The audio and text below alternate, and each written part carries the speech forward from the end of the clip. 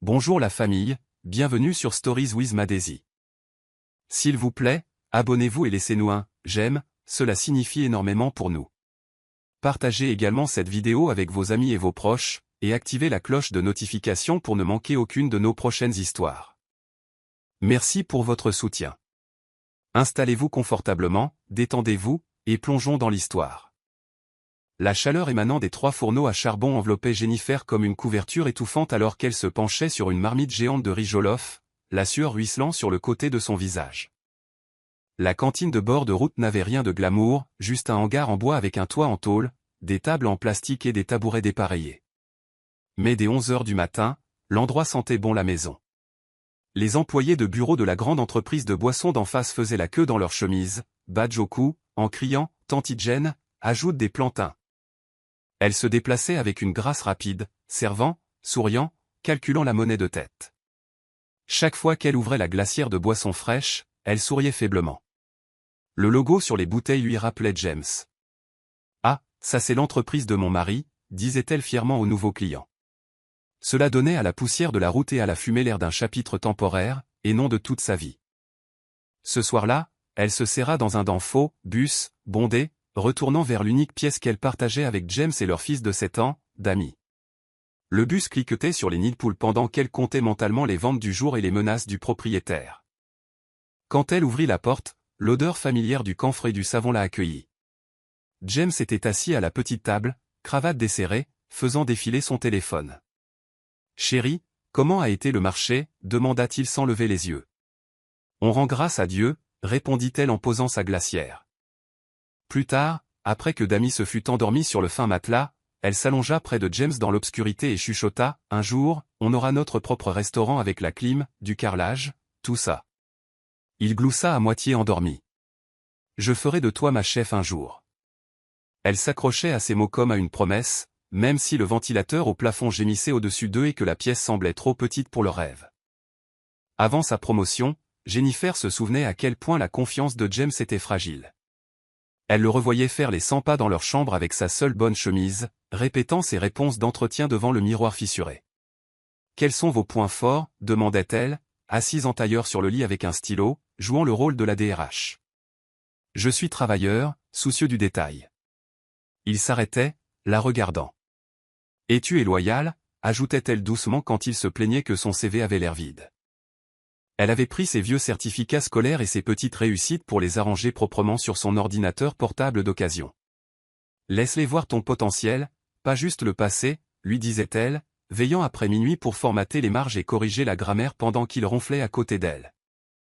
Le jour où l'entreprise de boissons le rappela, James entra en trébuchant dans la cantine dans ses vêtements de bureau, les yeux brillants. « Jen, ils m'ont promu. »« Responsable marketing junior » cria-t-il, la soulevant brièvement du sol tandis que les clients riaient et applaudissaient. Ce soir-là, ils cuisinèrent des nouilles spéciales pour Dami en guise de dîner de célébration, mangeant sur le lit et parlant de l'avenir. Mais au fil des mois, Jennifer remarqua des changements subtils. James s'acheta 2 nouvelles chemises, commença à dire des choses comme « dans mon industrie » et « les gens de mon niveau » lors des conversations. Quand elle ajouta un autre foyer à sa cantine pour gérer la foule grandissante, il le remarqua à peine. « Vous deux, vous finirez dans un bureau climatisé un jour » plaisanta-t-elle un soir. Il sourit, mais quelque chose dans ses yeux disait qu'il ne les imaginait plus y entrer ensemble. Il s'imaginait seul. Vers le milieu de l'année, la queue de Jennifer s'étirait presque jusqu'au coin de la rue à midi. Certains jours, elle avait à peine le temps de boire de l'eau alors qu'elle servait le riz fumant et la soupe, son pagne taché de piment et d'huile. Un jeune gars de la tech d'un des bureaux voisins lui montra comment ouvrir une page Instagram. Prends juste une photo avec ton téléphone, poste tous les jours. #Jenpo, Office Lunch, dit-il en riant. L'écran de son téléphone était fissuré, l'appareil photo un peu flou, mais elle essaya. La première fois qu'elle vit 3 commandes arriver via ses messages privés, elle sourit si fort que ses joues lui firent mal. James sera content, pensa-t-elle, imaginant déjà sa réaction fière. Mais à la maison, les excuses de James grandissaient plus vite que sa file d'attente. « On a une réunion stratégique », disait-il, desserrant sa cravate à 22 heures au lieu de 19 heures.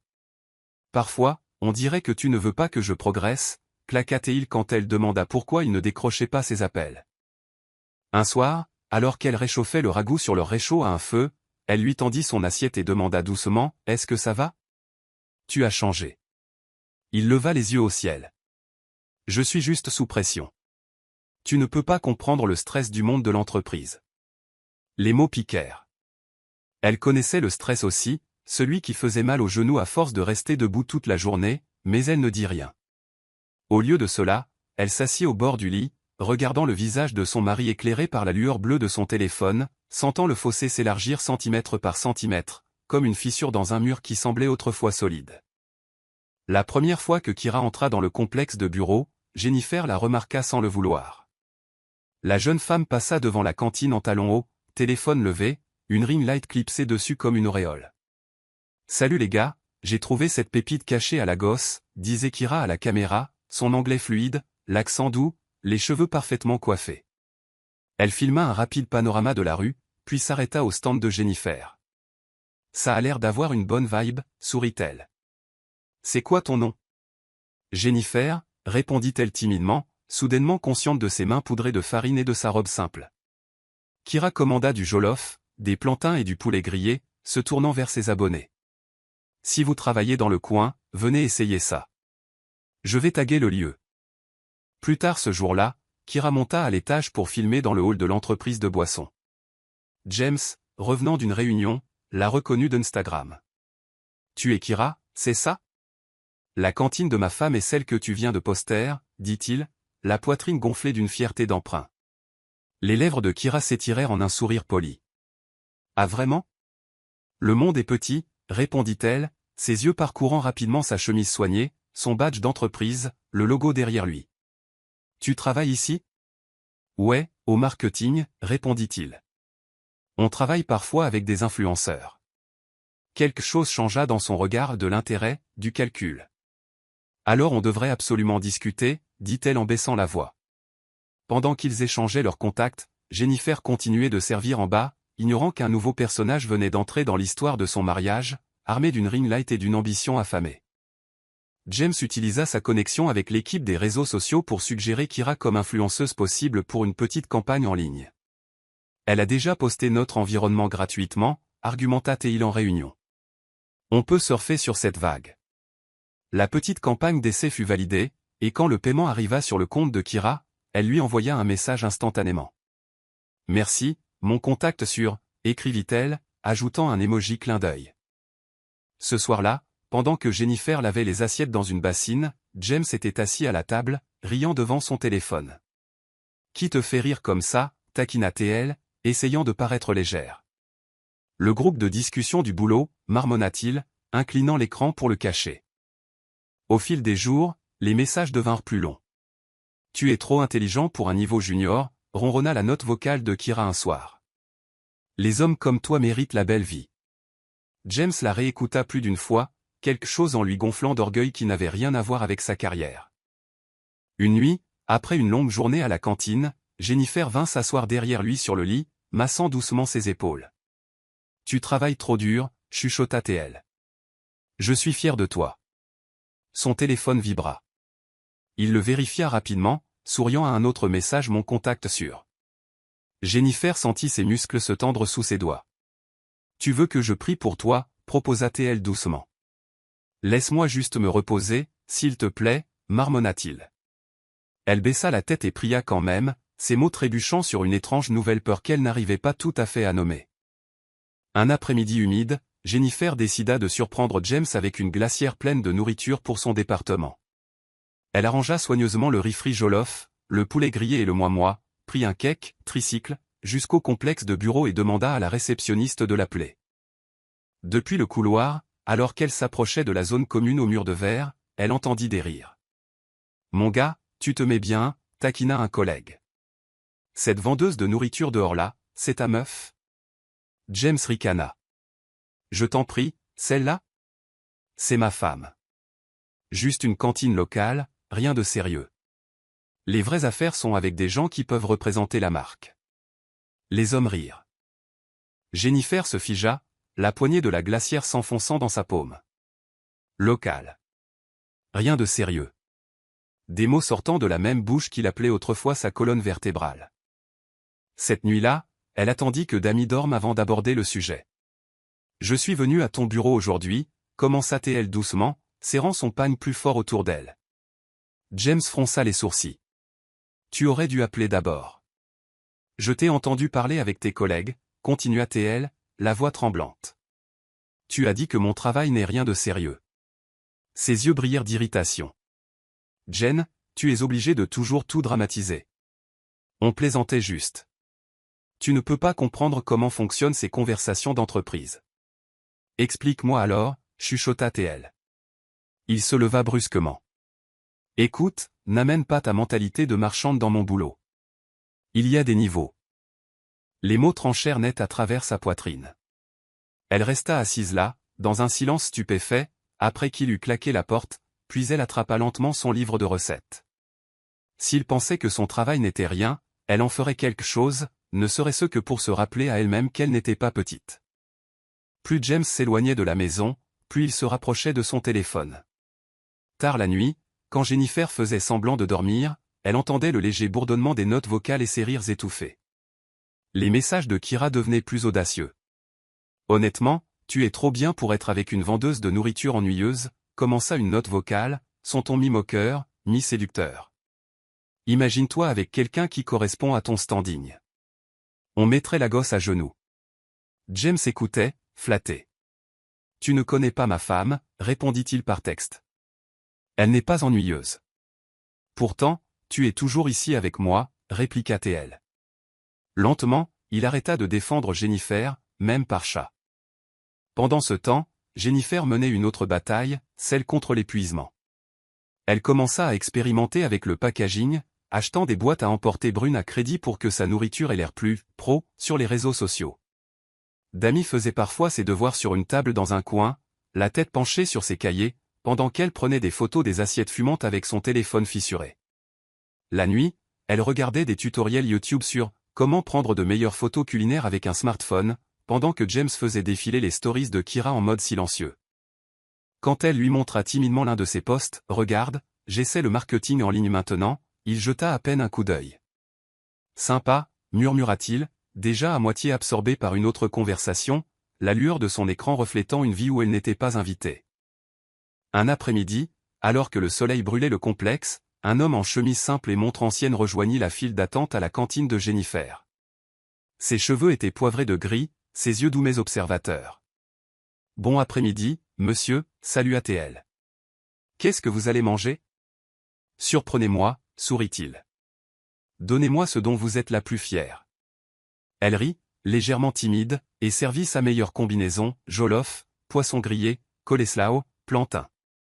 Il mangea lentement à une table d'angle, observant la façon dont elle gérait le personnel, se souvenait des préférences des habitués et ajustait les portions sans calculatrice. Le lendemain, il revint. Et le suivant. Après une semaine, il se présenta enfin. « Je m'appelle Ebenezer », dit-il en s'essuyant la bouche avec une serviette. « Je suis consultant pour quelques grandes marques dans le coin. » Jennifer hocha la tête poliment, sans être indiscrète. « Vous gérez bien cet endroit », continua-t-il. « Vous avez déjà pensé à vous agrandir ? » Elle rit amèrement. « Tous les jours, monsieur, mais s'agrandir demande de l'argent et de l'espace. Pour l'instant, c'est juste moi dans ce hangar. » Il l'étudia un moment. « Parfois, les investisseurs cherchent des gens, pas des bâtiments, répondit-il doucement. Elle prit ça pour un encouragement vide de sens, ne sachant pas que cet homme doux siégeait au conseil d'administration de l'entreprise même qui payait le salaire de son mari. C'est Ebenezer qui mentionna le premier les cours de marketing numérique. J'ai entendu parler d'un programme gratuit le soir qui enseigne aux petites entreprises les bases du numérique, dit-il un jour entre deux bouchées. Vous devriez y aller. Votre nourriture mérite de meilleures photos que ce que ce téléphone fissuré lui donne. Jennifer rit, embarrassée. Qui va gérer ici si je pars ? Vous avez 2 filles qui travaillent avec vous. Formez-les. Vous ne pouvez pas être partout à la fois, répondit-il, d'un ton paternel mais ferme. Ce soir-là, après avoir compté sa caisse et séparé l'argent pour la nourriture, le gaz et le loyer, elle fixa le flyer qu'il lui avait transféré et sentit quelque chose s'agiter dans sa poitrine, de l'espoir, ou de la peur, ou les deux. Elle commença à assister aux cours 2 fois par semaine. La petite salle était remplie d'autres débrouillards comme elle, tailleurs, coiffeuse, barbier, un jeune graphiste. L'instructeur parlait de branding, de public cible et de stratégie de contenu.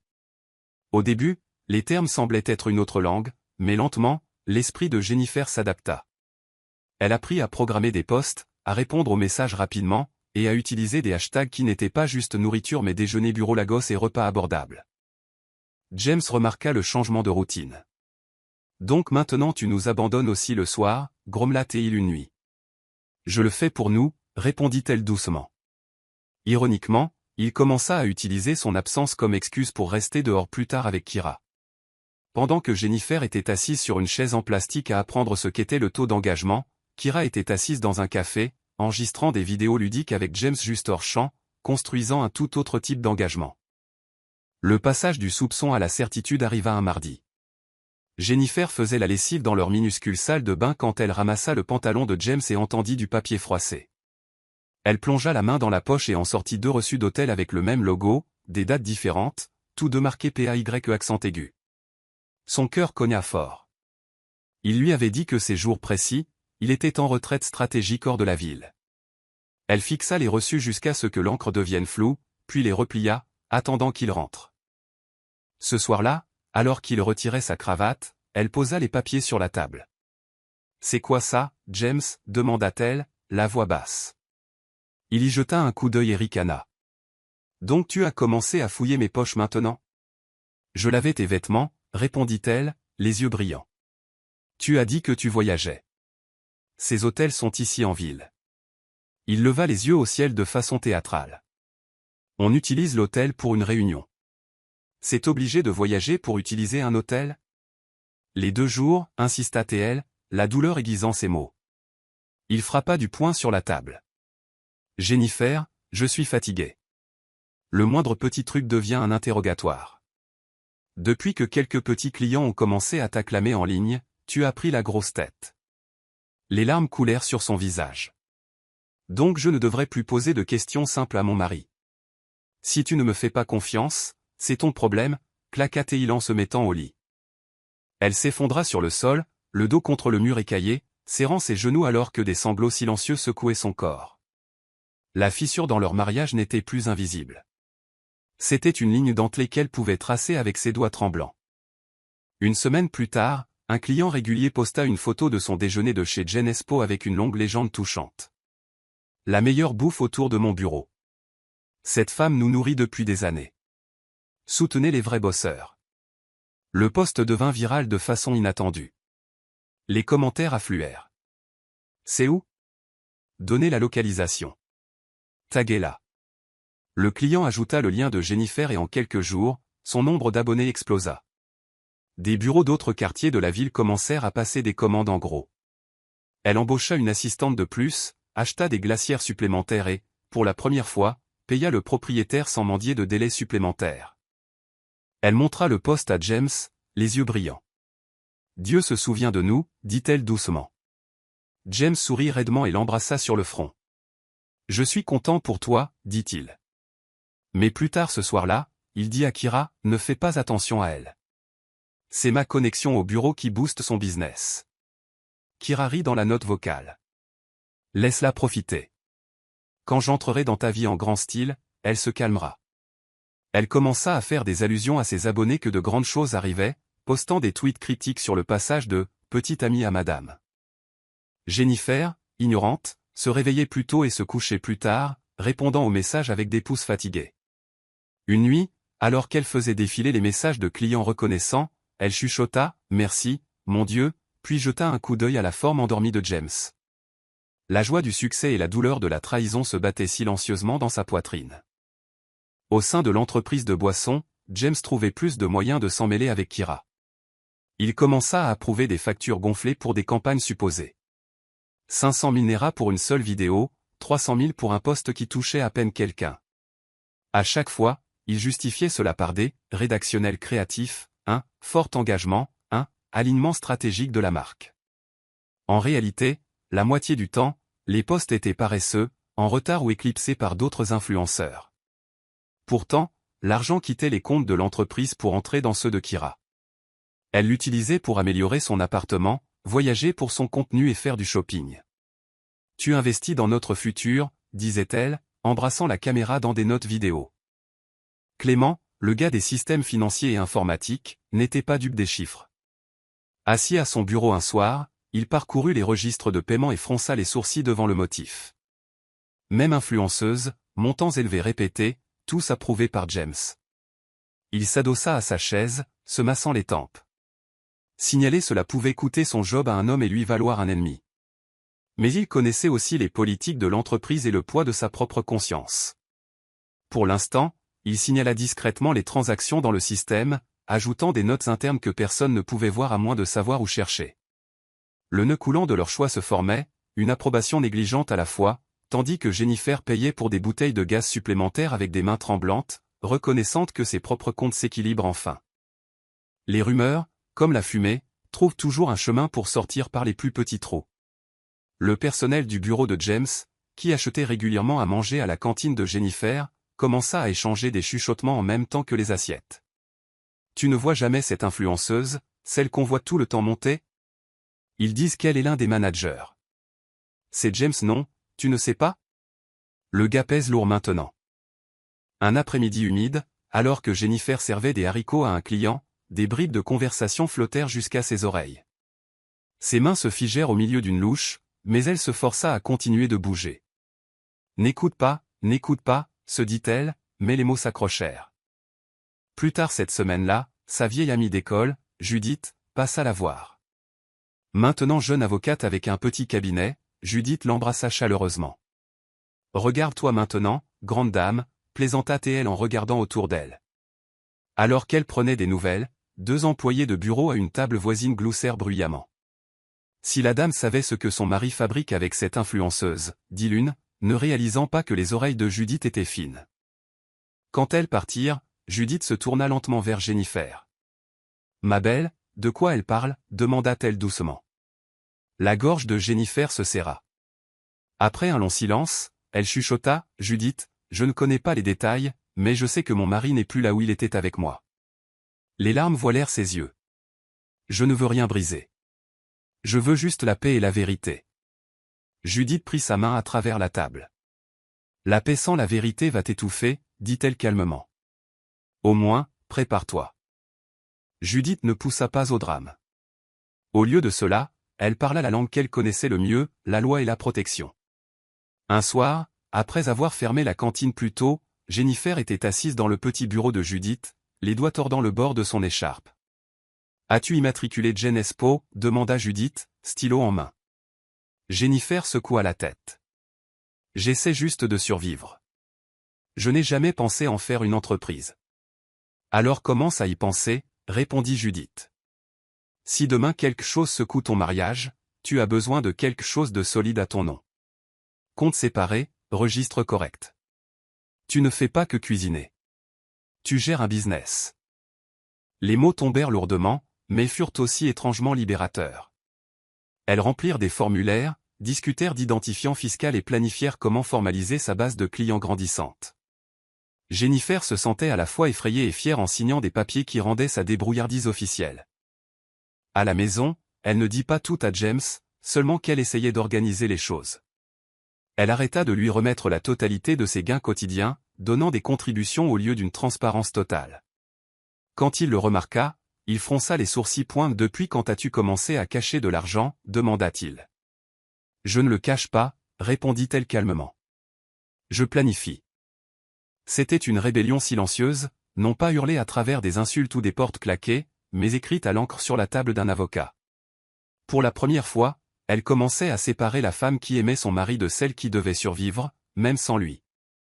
Lorsqu'Ebenezer suggéra d'utiliser Jen Espo pour une réunion interne de haut niveau, il le fit avec décontraction.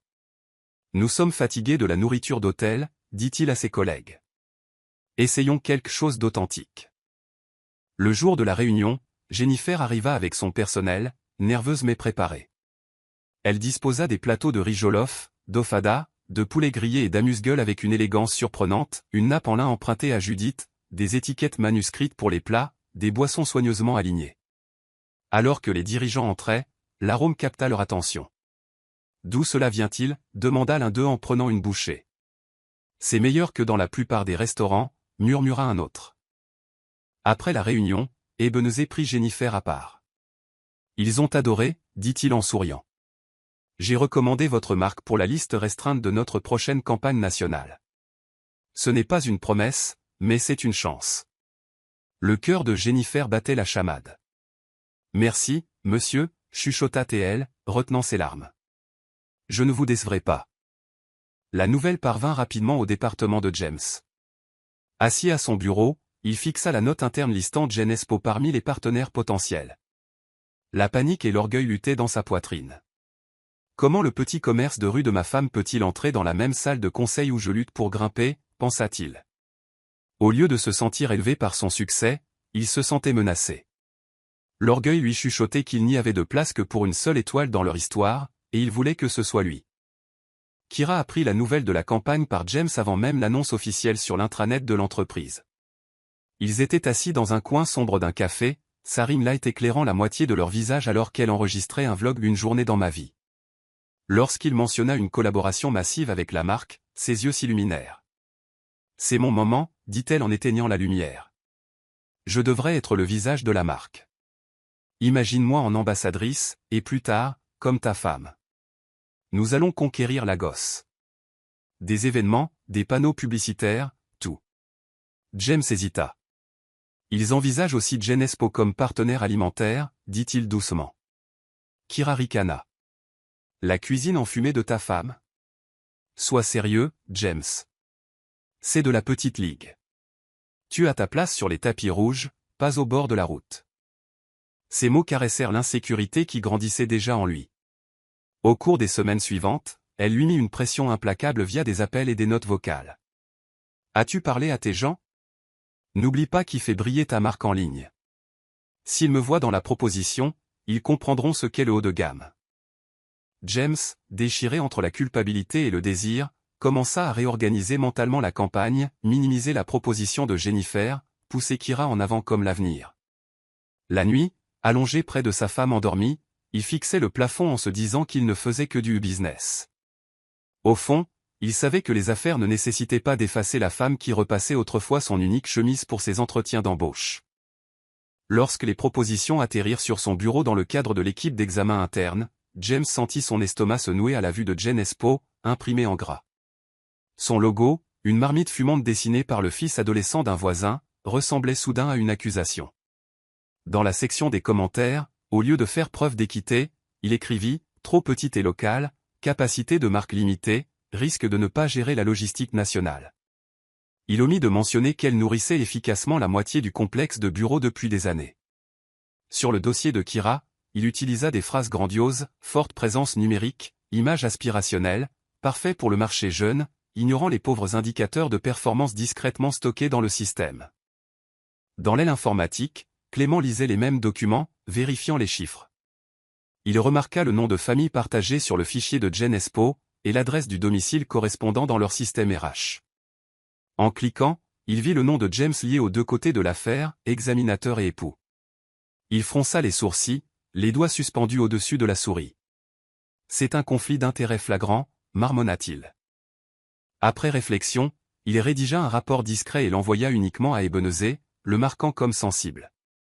Dans le corps de l'email, il écrivit « Monsieur, vous m'avez demandé de surveiller les irrégularités. Veuillez voir si joint un conflit d'intérêts potentiel et un modèle de surpaiement d'influenceurs. » Puis il se renversa sur sa chaise, le cœur battant, priant pour ne pas avoir signé ses propres ennuis. Ebenezer n'était pas un homme qui tirait des conclusions hâtives. Il s'assit dans son bureau, lunettes sur le nez, lisant le rapport de Clément lentement, ligne par ligne. Les chiffres ne mentaient pas, des paiements élevés et répétés à Kira pour des campagnes qui n'avaient presque aucun impact, tous approuvés par James. À côté de cela, le conflit évident de James examinant la proposition de sa propre femme. Il soupira profondément. Ce n'était pas juste une romance désordonnée, c'était de l'irresponsabilité d'entreprise. Appelant Clément, il parla à voix basse. Merci pour ceci. À partir de maintenant, vous travaillerez avec l'audit interne. Discrètement, sans bruit. Clément accepta, nerveux mais soulagé d'être entendu. Quelques jours plus tard, Ebenezer visita à nouveau Genespo, cette fois en fin d'après-midi, quand l'affluence était retombée. Il commanda une petite assiette et fit signe à Jennifer. « Comment va votre mari » demanda-t-il avec désinvolture. Elle força un sourire. « Il va bien, monsieur. Le travail est exigeant. Et vous? Êtes-vous soutenu » sonda-t-il doucement, le regard bienveillant. Son sourire trembla. « Dieu m'aide » répondit-elle, esquivant la question. Il n'insista pas, mais il vit l'ombre derrière ses yeux. De retour au bureau, il demanda un audit formel des dépenses marketing liées au partenariat d'influenceurs, marquant un nom, Kira. Le sol sous les pieds de James et Kira bougeait, bien qu'il continuât à marcher comme s'il était stable. Alors que l'équipe d'audit creusait plus profondément, Clément fournissait davantage de traces numériques. Des captures d'écran de discussions internes où James plaisantait avec un collègue, au moins, si les campagnes ne décollent pas, ma relation avec Kira décolle. Suivi d'émojis rieurs. Des approbations de paiement avec des justifications fragiles. Les factures de Kira avec des livrables vagues. C'était suffisant pour déclencher de sérieuses alertes. Un soir, seul dans la salle informatique, Clément composa un email final détaillé à Ebenezer et au chef de l'audit, joignant chaque document. Ses doigts tremblaient légèrement lorsqu'il appuya sur envoyer. La réponse ne vint pas avec du drame, mais avec le silence. Personne ne convoqua James à une réunion disciplinaire évidente. Aucune note ne circula. Au lieu de cela, la haute direction décida d'observer. Il voulait voir jusqu'où la paire irait, surtout avec le gala de la campagne à venir. Parfois, on laisse les gens creuser leur propre tombe entièrement avant de leur montrer la pelle, remarqua sèchement le chef de l'audit lors d'une session à huis clos. Clément hocha la tête, comprenant la stratégie, mais sa poitrine se serrait chaque fois qu'il croisait James dans le couloir. Dehors, Kira continuait de poster du contenu glamour, et Jennifer remuait son ragoût dans sa cantine, ignorant qu'un email invisible venait de changer la trajectoire de toute leur vie. L'invitation arriva par un appel poli. « Madame Jennifer James, c'est au sujet de la compagnie de boissons. Nous aimerions avoir une discussion de suivi concernant votre proposition. » Son cœur s'emballe alors qu'elle s'asseyait face à Ebenezer et un autre cadre dans un salon d'hôtel calme, les paumes moites. « Tout d'abord, commença Ebenezer, nous voulons que vous sachiez que votre cuisine a impressionné le conseil. Votre proposition est solide. Sur le seul mérite, vous êtes une candidate de premier plan. » Les larmes piquèrent ses yeux. « Merci, monsieur » chuchota TL. Puis son ton changea. « Cependant, il y a autre chose que nous devons vous dire. » Ils expliquèrent doucement qu'il y avait des inquiétudes concernant des décisions internes affectant sa proposition et des fonds mal utilisés avec une certaine influenceuse. Ils ne montrèrent pas de contenu explicite, mais mentionnèrent des vidéos et des conversations compromettantes impliquant James et Kira qui pourraient faire surface publiquement. Jennifer sentit la pièce vaciller. « Mon mari » croassa TL. « Nous sommes encore en train de tout confirmer, » dit l'autre cadre avec précaution, « mais nous avons pensé que vous méritiez de le savoir avant que cela ne devienne une nouvelle publique. » Elle enfouit son visage dans ses mains, les épaules tremblantes. Après un long moment, elle leva les yeux, rouge mais stable. « Que attendez-vous de moi » demanda-t-elle. Ebenezer se pencha en avant. « Nous voulons travailler avec vous, mais nous voulons aussi gérer cette affaire de manière transparente. Nous avons besoin de votre coopération et de vos limites. » Elle hocha lentement la tête, son cœur se brisant et se durcissant en même temps. « Je ne veux pas que quiconque soit détruit, » dit-elle d'une voix rauque. « Je veux juste la vérité et la justice. » Cette nuit-là, Jennifer s'assit dans le bureau de Judith, les lumières de la ville clignotant à travers la fenêtre alors qu'elle déballait tout. Les mots d'Ebenezer, l'allusion aux vidéos, la possibilité d'un scandale public. Judith écouta silencieusement, les mains jointes, laissant son amie vider sa douleur. Quand Jennifer se tut enfin, Judith parla. « Ils vont exposer certaines choses, Jen. Tu ne peux pas contrôler ça, mais tu peux contrôler jusqu'où ça va et sur quoi ça se concentre. » Jennifer essuya ses yeux. « Je ne veux pas qu'ils montrent quoi que ce soit qui nous réduise à la nudité et à la honte, » chuchota TL. Même Kira. « Je suis blessée, mais c'est une femme. Ces choses vivent en ligne pour toujours. » Elles rédigèrent ensemble une série de conditions. Jennifer accepta de coopérer avec l'entreprise, de permettre que son histoire de création de Jen Expo soit utilisée, et de ne pas défendre James publiquement si les preuves le déclaraient coupable. En retour, elle insista pour que toute vidéo montrée soit floutée, évitant le contenu explicite, se concentrant plutôt sur l'audio où Kira se moquait des clients et discutait du détournement de fonds. Que la honte porte sur leur choix, pas sur leur corps, dit-elle doucement. Lorsqu'Ebenezer lut le document le lendemain, il fut surpris par sa clarté. Je m'attendais à de la colère, admit-il. Je suis en colère, répondit doucement Jennifer lorsqu'ils se rencontrèrent à nouveau, mais si je deviens ce qui m'a blessé, j'aurais perdu plus qu'un mariage. Sa retenue renforça sa détermination à s'assurer que les actions de l'entreprise la protégeraient, même en exposant les fautes. Pendant ce temps, Kira était occupée à scripter son propre avenir, ignorant que son passé était compilé comme un dossier judiciaire. Dans des notes vocales à sa meilleure amie, elle se vantait sans retenue. « Ma chérie, cette entreprise est mon nouveau distributeur automatique, BlueCell. Leurs clients sont pour la plupart des gens locaux qui ne comprennent même pas le contenu premium. Je prends juste le sac et je leur donne des miettes. » Dans une autre, elle ricana, cette femme à la cuisine enfumée. Laisse-la continuer à transpirer dehors. Quand j'entrerai dans la salle de conseil en robe de soirée, elle comprendra les niveaux. Parfois, elle envoyait de courts clips ludiques d'elle-même se prélassant dans la chemise de James dans une chambre d'hôtel, sa voix faible en arrière-plan promettant d'officialiser les choses après la campagne. Son ami, initialement excité d'être proche des potins, commença à se sentir mal à l'aise alors que l'arrogance et la cruauté dans le ton de Kira s'aggravaient. Après une dispute amère au sujet de l'argent qu'elles avaient prévu de partager sur une plus petite affaire, l'amitié s'écrasa.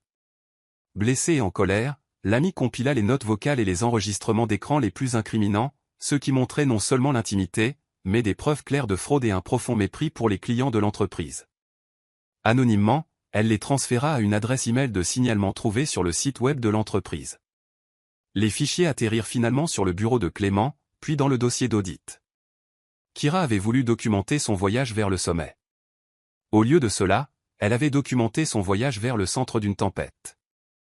L'email officiel concernant le gala de la campagne arriva dans les boîtes de réception avec un objet joyeux, « Rejoignez-nous pour une soirée de vision et de célébration ». Le personnel bourdonnait alors que les rumeurs volaient. Tout le monde supposait que le futur visage de la marque serait une influenceuse, et la plupart pariaient sur Kira étant donné la fréquence à laquelle elle avait été vue avec James et dans les locaux de l'entreprise. Kira alimenta la spéculation, postant des boomerangs d'essayage de robes, des gros plans de chaussures scintillantes, et des légendes comme « Les grandes filles ne chassent pas », elles sont choisies, et « Regardez ce que Dieu est sur le point de faire ». Au marketing, James lut la note avec des mains tremblantes. Il savait que l'audit était en cours, mais n'avait rien entendu de concret. Peut-être qu'ils n'ont rien trouvé de sérieux, se dit-il, s'accrochant au déni. Kira l'appela ce soir-là, l'excitation éclatant à travers le haut-parleur. « Bébé, c'est ça. Tu seras à mes côtés quand ils appelleront mon nom, hein ?» Il déglutit. « Voyons juste comment ça se passe, » dit-il faiblement. « Qu'est-ce que tu veux dire ?» insista-t-elle. « Après tout ce que j'ai fait pour rehausser ton image, tu ferais mieux de parler à tes gens. » Sous la pression, il redoubla d'efforts, essayant de charmer ses collègues, de minimiser les inquiétudes et d'insister sur le fait que l'influence en ligne de Kira était exactement ce dont l'entreprise avait besoin. Il ne réalisait pas que ses mêmes collègues avaient déjà regardé des clips de lui et Kira plaisantant sur le détournement de fonds dans la salle d'audit. La veille du gala, Jennifer disposa sa simple robe bleu marine sur le lit et la fixa longuement. Dami était assis à côté d'elle, jouant avec une petite voiture. « Maman, tu vas à une fête ?» demanda-t-il, la curiosité illuminant ses yeux. Elle sourit faiblement. « Un événement de travail, bébé. Juste une réunion importante. »« Est-ce que papa sera là ?» demanda-t-il. Sa gorge se serra. « Oui, » chuchota-t-elle. « Nous serons tous là. » Lors de l'appel de Judith plus tôt, son ami l'avait fermement exhorté, « Tu dois te montrer. Pas pour te battre, juste pour te tenir debout dans ta propre histoire. Ne les laisse pas raconter ta vie sans toi dans la pièce. » À l'autre bout de la ville, Kira faisait une vidéo en direct pendant que sa maquilleuse appliquait de l'illuminateur sur ses pommettes. « Les gars, demain c'est énorme, » taquina-t-elle. « Je ne peux pas encore dire grand-chose, mais sachez juste que votre fille entre dans une nouvelle ligue. De créatrice de contenu à quelque chose de plus haut. » Les commentaires affluaient, « Nous sommes fiers de toi. Écrase-les. Montre-leur. » Quand la caméra s'éteignit, elle se tourna vers James, qui faisait défiler son écran nerveusement. « Tu seras là pour m'accueillir sur scène, n'est-ce pas ?» demanda-t-elle. « Je veux qu'il voie avec qui je suis maintenant. » Il força un sourire. Nous verrons comment le programme se déroule. Alors qu'elle tournoyait devant un miroir, s'exerçant à sa grande entrée, Jennifer s'agenouillait près de son lit à des kilomètres de là, chuchotant « Seigneur, je ne sais même pas quoi te demander. Ne me laisse juste pas me déshonorer demain. Donne-moi la force. » La salle de gala brillait de lumière chaude et de bannières de marque. Des tables rondes drapées de nappes blanches étaient remplies de personnel, de partenaires et de représentants des médias. Un grand écran LED dominait le fond de la scène, montrant actuellement une animation en boucle du logo de l'entreprise. Une musique douce flottait dans l'air tandis que les serveurs circulaient entre les tables. Jennifer arriva tôt, entrant tranquillement avec Judith et Ebenezer. Elle se sentait petite sous les lustres, les doigts serrés sur sa pochette. « Tu as autant le droit d'être ici que n'importe qui », chuchota Judith en lui pressant le bras. Elles trouvèrent des sièges près du milieu, assez près pour tout voir, mais pas sous les projecteurs. Près d'une heure plus tard, les flashs des appareils photo explosèrent à l'extérieur alors que la voiture de Kyra s'arrêtait. Elle sortit lentement, sa robe à paillettes épousant sa silhouette, son sourire travaillé et éclatant. Les photographes criaient son nom. Elle leur donnait ses meilleurs angles, envoyant un baiser à un moment donné. À l'intérieur, des murmures se propagèrent alors qu'elle se dirigeait vers l'avant, étreignant certains managers et passant délibérément devant d'autres. James se tenait près de la scène, ajustant sa cravate à plusieurs reprises. Lorsque leurs yeux se croisèrent, Jennifer sentit un étrange calme l'envahir, non pas parce qu'elle ne souffrait plus, mais parce qu'elle savait quelque chose qu'il ignorait. Le maître de cérémonie prit le micro, sa voix résonnant. « Mesdames et messieurs, ce soir nous dévoilons non seulement une campagne, mais le futur visage et la saveur de notre marque bien-aimée. » Tous les yeux se tournèrent vers l'écran. Kyra lissa sa robe, voyant déjà son propre visage dans son esprit. La salle s'assombrit. Sur l'écran, une vidéo commença, musique douce, voix de narrateur, plan des rues animées de Lagos. Puis une cabane en bois familière apparut, la cantine de Jennifer. La caméra la montrait remuant une marmite, riant avec des clients, d'amis faisant ses devoirs à une table d'angle. D'une petite marmite sur une rue poussiéreuse, une histoire de constance, d'intégrité et de goût est née, dit la voix. Des clips d'employés de bureau louant Genespo défilèrent, des graphiques de commandes croissantes, des coupures de journaux sur une cantine locale s'étendant à toute la ville. À leur table, Judith sourit alors que les yeux de Jennifer s'emplissaient de larmes. Devant, le sourire de Kyra vacilla. « C'est quoi ça » marmonna-t-elle. La musique changea. L'écran devint noir un instant, puis revint, cette fois avec des images de sécurité du bureau de l'entreprise. Une silhouette floutée, clairement Kyra perchée sur un bureau, le bras de James visible. Leur voix, cependant, était limpide. Détourne juste un peu de leur budget. Ils ne remarqueront pas, riait Kyra. Un autre clip, un graphique de notes vocales pulsant alors que sa voix disait « Leurs clients sont trop locaux, gère. Je prends juste le sac. » Cette femme à la cuisine enfumée peut continuer à transpirer dans la chaleur. Les vidéos coupées entre ces mots, des captures d'écran de factures et des graphiques internes, montrant les piètres retours sur ses campagnes. Tous les visuels explicites étaient floutés, mais le mépris dans son ton était nu. La salle devint très calme, un silence lourd rompu seulement par des halètements étouffés et le clic des téléphones commençant à enregistrer. La voix du MC revint, calme mais ferme. Nous nous excusons pour le contenu perturbant, mais la transparence est notre valeur. Au cours des derniers mois, une enquête interne a découvert un modèle de fond mal utilisé et de manque de respect envers nos clients. Il fit un geste vers l'écran, où des preuves anonymisées mais claires défilaient. Les propres messages de Kyra se vantant de traire l'argent de l'entreprise. Les discussions de James plaisantant sur le fait de profiter à la fois de l'argent du bureau et de sa maîtresse influenceuse. Au premier rang, Kyra bondit sur ses pieds. « Éteignez ça !» hurla-t-elle, ses talons raclant le sol. Elle essaya de courir vers la cabine technique, mais deux gardes de sécurité l'arrêtèrent doucement. « Madame, asseyez-vous s'il vous plaît », murmura l'un d'eux. Ses yeux étaient sauvages, le mascara coulant alors que les caméras se tournaient vers elle. James, pâle et en sueur, se leva à moitié, bégayant « c'est hors contexte ». Avant qu'il ne puisse continuer, Ebenezer monta sur scène avec un dossier à la main. « Le contexte est clair », dit-il calmement dans le micro.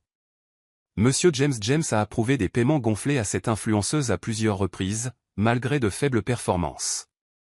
Nous avons les dossiers. Il a également omis de divulguer un conflit d'intérêts lors de l'examen de la proposition de sa propre femme. Clément le rejoignit brièvement, confirmant l'authenticité des preuves numériques. À cet instant, Kira comprit avec une clarté écrasante, l'entrée en grand style qu'elle avait fantasmé était arrivée, mais comme pièce centrale d'un conte moral d'entreprise, et non comme la star couronnée. Tout autour d'elle, les sièges s'écartaient légèrement, la distanciation sociale de la honte soudaine. Quand le bruit s'apaisa, Ebenezer leva la main. « Nous ne nous sommes pas réunis ici juste pour exposer, dit-il. Nous nous sommes réunis pour clarifier notre direction. » Il annonça que James avait été suspendu en attendant une procédure disciplinaire complète pour fraude et mauvaise conduite. Sa voix était dénuée de malice, pleine seulement de résolution. Puis il se tourna, ses yeux scannant la foule jusqu'à ce qu'il trouve Jennifer toujours assise, tremblante. Nous avons aussi découvert qu'au milieu de ce gâchis, une marque a constamment apporté de la valeur, construite depuis le sol avec honnêteté et excellence. Aidez-moi à accueillir la fondatrice de Genespo, notre nouveau partenaire alimentaire stratégique et copropriétaire dans une coentreprise avec cette compagnie, Madame Jennifer James. Le choc traversa la salle, suivi d'applaudissements enthousiastes du personnel qui ne l'avait connue que sous le nom de Tati Jen à l'extérieur. Judith lui pressa la main. « Vas-y » chuchota TL. Jennifer se leva sur des jambes tremblantes, le cœur battant dans la gorge, et marcha lentement vers la scène. Tout le monde regardait. Collègues, étrangers, son mari, la maîtresse de son mari. Prenant le micro, elle déglutit difficilement. « Je n'ai jamais prévu d'être ici comme ça, commença-t-elle, la voix tremblante. J'ai commencé à cuisiner parce que nous avions besoin de manger et de payer le loyer. J'aimais mon mari. J'aime toujours la famille que nous avons construite. Je n'ai demandé la chute de personne. » Ses yeux brillèrent alors qu'elle jetait un coup d'œil en direction de James. « J'ai seulement demandé à Dieu de l'intégrité à la maison et au travail. Si aujourd'hui est une réponse, alors je prie pour que nous apprenions tous. Le succès sans caractère est un piège. » La salle fut silencieuse, puis éclata en une ovation debout qui n'était pas seulement pour sa nourriture, mais pour sa force. Dans les jours qui suivirent, les clips du gala explosèrent en ligne. Les blogs s'en donnèrent à cœur joie, mais le récit n'était pas celui auquel Kira s'attendait. Alors que certains essayaient de sensationnaliser le scandale sexuel, la plupart de l'attention se porta sur les vidéos où elle se moquait des clients de l'entreprise et se vantait de vider les fonds. Les sections de commentaires se retournèrent contre elle. « C'est donc comme ça que tu nous vois. Tout ça pour un contrat de marque. » Les marques avec lesquelles elle avait travaillé par le passé retirèrent discrètement son contenu de leur page. Quelques-unes envoyèrent des emails fermes menaçant d'action en justice pour fausse représentation. Son nombre d'abonnés stagna, puis commença à chuter. Pour la première fois depuis des années, elle éteignit sa ring light et s'assit dans une pièce sombre, le téléphone face contre terre, forcée d'écouter ses propres pensées. À la maison, James n'était que l'ombre de lui-même. Il faisait les 100 pas dans leur petit appartement, sans cravate, les yeux rouges. « Jennifer, j'ai tout gâché », s'étouffa-t-il un soir, tombant à genoux. « J'ai perdu mon travail. Ils peuvent encore intenter une action en justice. S'il te plaît, ne me quitte pas, pense à Dami. » Elle le regarda calmement, la douleur luttant avec les souvenirs. « Tu n'as pas pensé à Dami quand tu as choisi de nous déshonorer, » répondit-elle doucement. « Ou quand tu as traité mon travail de rien. Ou quand tu as dépensé de l'argent qui n'était pas le tien. » Il attrapa sa main. « Je changerai. Je ferai n'importe quoi. » Elle se dégagea doucement. « Je crois que les gens peuvent changer, dit-elle. Mais je crois aussi que les conséquences sont réelles. » Avec l'aide de Judith, elle demanda la séparation de corps, ayant besoin d'espace pour respirer sans ces tempêtes constantes. Pour une fois, la pitié ne l'emporta pas sur son estime de soi. Des mois plus tard, le complexe de bureaux semblait presque le même de l'extérieur, les mêmes portails, le même flot de voitures. Mais à l'intérieur, tout avait changé pour Jennifer. Elle sortit d'une voiture de fonction dans une robe bien taillée, les cheveux simplement coiffés, son badge portant désormais un nouveau titre, copropriétaire, Genebev Food and Drink. La coentreprise avait été lancée avec succès, ses recettes désormais emballées et distribuées dans les bureaux à travers la ville. Le personnel la saluait avec un mélange de respect et d'affection. « Bonjour, madame », disait-il, certains l'appelant encore Tati Jen par habitude avec un sourire. Elle passa devant l'endroit où se trouvait autrefois sa vieille cabane en bois, maintenant remplacé par un kiosque élégant portant son logo. Pendant un instant, elle s'arrêta, se souvenant de la fumée, de la sueur, de la première fois qu'Ebenezer lui avait donné une chance. Elle traversa le hall du bâtiment principal, ses talons claquant doucement sur le carrelage. Sur un écran près de l'entrée, une vidéo promotionnelle passait, des clips d'elle cuisinant, des témoignages du personnel, des plans de Dami aidant à remuer la pâte dans une cuisine plus grande et plus moderne. La légende disait, de la rue à la salle du conseil, bâtie sur le goût et l'intégrité. Le nom de Kira avait disparu des conversations publiques, mentionné seulement occasionnellement comme exemple d'avertissement lors de séminaires de l'industrie. James occupait maintenant un emploi plus modeste ailleurs, essayant de reconstruire sa propre vie, leur communication limitée à la coparentalité. Jennifer n'était pas amère, juste plus mûre intérieurement. Alors qu'elle entrait dans la salle du conseil pour une réunion, Ebenezer sourit et fit signe vers le siège à côté de lui. Elle s'assit, ouvrit son carnet, et pour la première fois, y crut pleinement. Elle ne se tenait plus dehors, attendant des miettes de reconnaissance. Elle était à la table, de son propre droit, une femme qui n'avait jamais planifié de vengeance, mais dont l'insistance tranquille sur la vérité avait survécu à la performance la plus bruyante que quiconque pouvait mettre en scène. Verset biblique, l'intégrité des hommes droits les dirige, mais les détours des perfides causent leur ruine. Proverbe 11h3, LSG. Morale de l'histoire, le succès bâti sur la tromperie s'effondrera toujours sous la vérité. La constance tranquille, l'intégrité et la patience peuvent sembler lentes, mais elles survivent au bruit, au raccourci et à la trahison. Ceux qui se moquent des débuts humbles sous-estiment souvent la force qui s'y forge. Prière de clôture, Seigneur, donne-nous la force de marcher dans l'intégrité quand personne ne regarde. Aide-nous à bâtir nos vies sur la vérité, la patience et la sagesse, et non sur des raccourcis ou l'orgueil. Lorsque nous sommes lésés, enseigne-nous la retenue au lieu de la vengeance, et laisse la vérité parler pour nous en son temps. Amen. C'est la fin de l'histoire. Qu'avez-vous appris de ce récit? Laissez vos pensées dans la section commentaires. Laissez un j'aime, et n'oubliez pas de vous abonner et d'activer la cloche de notification pour être averti dès que nous sortirons nos prochaines vidéos. Partagez aussi cette vidéo avec quelqu'un qui pourrait être intéressé. Merci beaucoup d'avoir regardé.